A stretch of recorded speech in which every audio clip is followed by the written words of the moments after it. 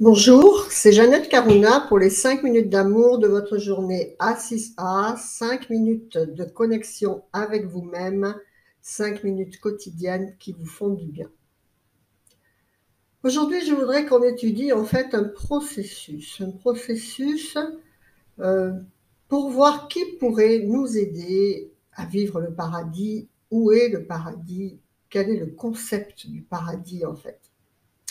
La croyance de base est que nous effectuons des actions, bonnes ou mauvaises, ici, maintenant, sur cette terre.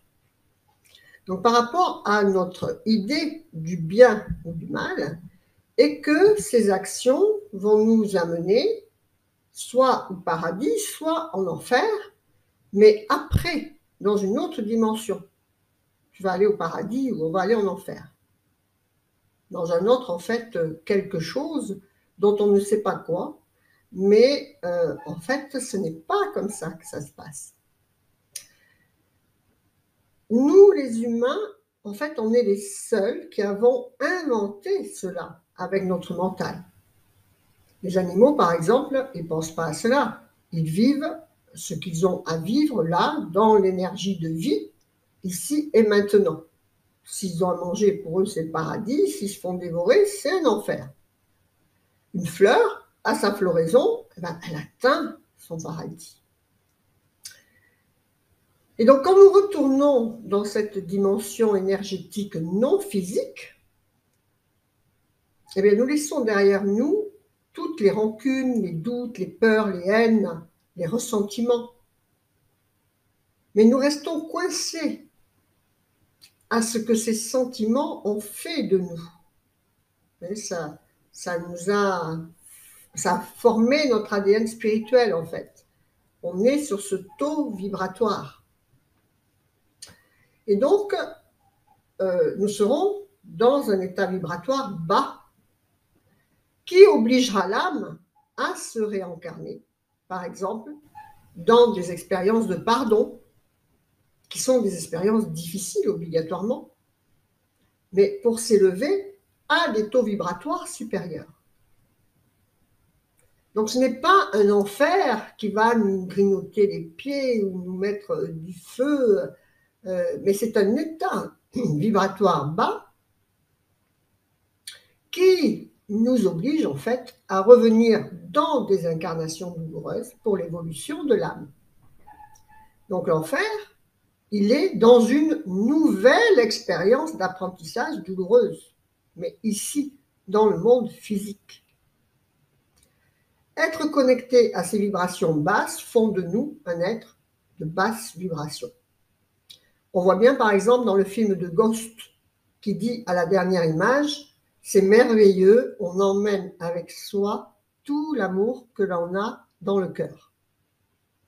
Et c'est donc vraiment sur cela en fait, qu'il faut se concentrer. Et donc là, on parle de vibrations hautes, emplir son cœur de véritable amour, qui est donc une connexion avec la source, qui est en permanence à notre disposition. La source, on l'appellera comme on veut, hein, l'intelligence infinie, l'intelligence créatrice, Dieu, comme on veut. C'est la source. C'est facile de savoir si on est connecté à la source ou à son contraire. Ça, c'est pas difficile. Connecté à la source, on ressent plénitude et joie. Et l'éloignement de cette connexion nous fait ressentir un sentiment en fait qui va être pénible, de mal-être. Tout ce qui est peur, doute, crainte, inquiétude nous éloigne de cette source de bien-être qui pourrait, donc en fait, on pourrait se demander qui pourrait nous aider à nous y connecter et à nous maintenir connectés surtout. Donc on connaît par exemple les maîtres ascensionnés comme Jésus, Saint-Germain, Saint Alphonse et autres. Donc est-ce qu'ils existent et est-ce qu'ils peuvent nous y aider, nous aider à être en connexion avec cette source? En fait, ces représentations qui ont existé, hein, Krishna, c'est des gens qui ont existé, Saint-Germain certainement aussi, Jésus sont des gens qui ont existé,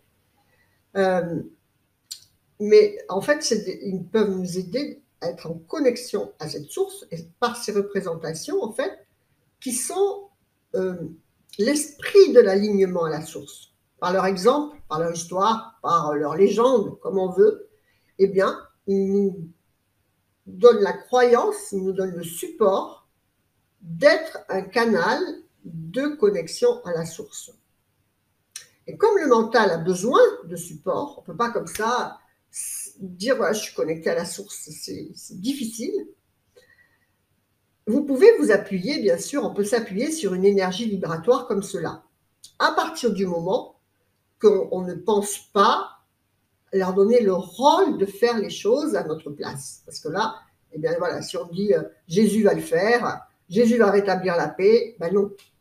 Vous devez vous-même établir la paix en vous, parce que de vous connecter à cette paix va vous faire ressentir de la paix, et à ce moment-là, vous pouvez transformer votre monde autour de vous.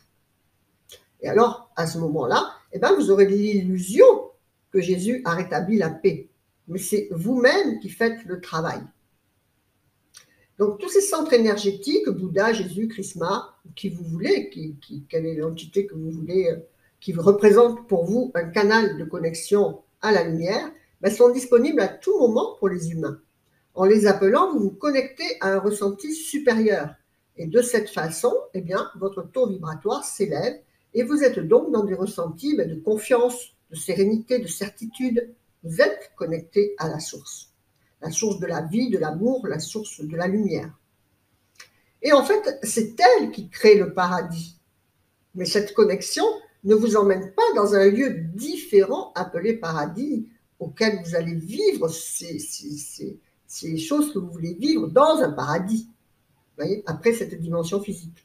Elle vous transporte dans l'immédiat, dans un état de conscience agréable, et c'est donc ici et maintenant que vous allez réaliser et vivre ce qui est pour vous le paradis, et non pas dans un autre endroit. Si vous quittez cette dimension physique dans le ressenti lié à la source, eh bien, il vous faudra revenir dans le monde physique pour en vivre par les sens et l'expérience matérielle, ce qui est pour vous le paradis.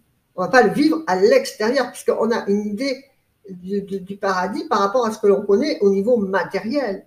Donc, ça n'a rien à voir, en fait. Si on veut vivre ces choses matérielles, eh bien, il faut les vivre dans le monde physique. Donc, voilà. Et c'est de cette façon qu'on comprend que c'est dans la dimension physique, au travers de l'expérience physique, que se situent tous nos paradis et tous nos enfers.